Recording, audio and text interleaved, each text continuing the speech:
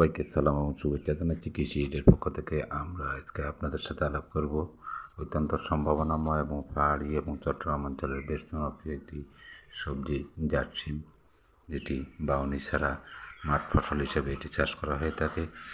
জাট শিম 1, 4 এবং 3 এটি সাধারণত রান্না হিসেবে শিম হিসেবে খাওয়া হয়ে থাকে এবং জাট শিম 2 যেটা খেসারি হিসেবে উৎপাদন করা হয়ে থাকে। তাই অত্যন্ত লাভজনক এবং বাউনি ছাড়া কম খরচে এবং খরা সহিষ্ণু একটি ফসল জাট শিম।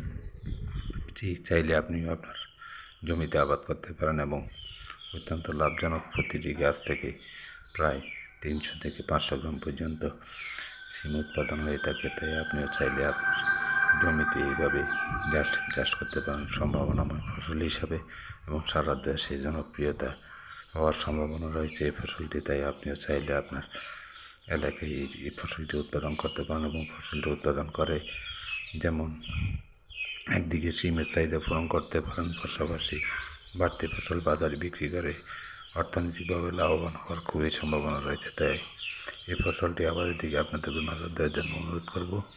বিশেষ করে জমিতে 2-3টে চাষ দিয়ে মই দিয়ে জুড়ে করে নিয়ে সেখানে যদি প্রতি 1 ফিট অন্তর অন্তর একটি করে গাছ লাগান, তাহলে মোটামুটি প্রচুর সম্ভাবনাময় ফসল হিসেবে উৎপাদন করা সম্ভব হবে এবং খুব অল্প খরচে এবং সঠিক পরিচর্যা এবং কম রোগবালাই হওয়া এই ফসলটি আপনি চাইলে আপনার জমিতে আবাদ করতে পারেন। একদিকে যেমন জমির সদ্ব্যবহার হবে, অন্যদিকে সম্ভাবনাময় ফসল হিসেবে এটি বেশ জনপ্রিয়তা লাভ করবে বলে আশা করছি। বাংলাদেশ কৃষি গবেষণা ইনস্টিটিউট থেকে এর কয়েকটি জাত কয়েকটি জাত উৎপাদন করা হয়েছে। এই জাতগুলো আপনি ব্যবহার করে আপনার এলাকায় ফসল উৎপাদনের দিকে নজর দিতে পারেন।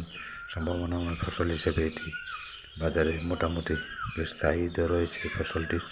তাই চাহিদার ভিত্তিতে আমাদেরকে উৎপাদনের দিকে নজর দিতে হবে এবং উৎপাদন বৃদ্ধি পেলে দেশের অর্থনীতিতে গুরুত্বপূর্ণ ভূমিকা পালন করা সম্ভব হবে। তাই এই ফসলটি চাষের দিকে আপনি আগ্রহী হতে পারেন। দেখুন কী পরিমাণ ফসল আছে, মাশাআল্লাহ।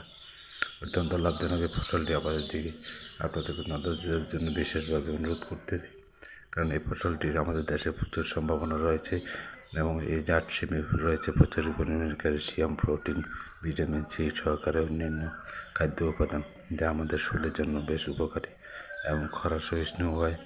এটি ফসল তেমন একটা সেচ ব্যবস্থাপনার প্রয়োজন পড়ে না।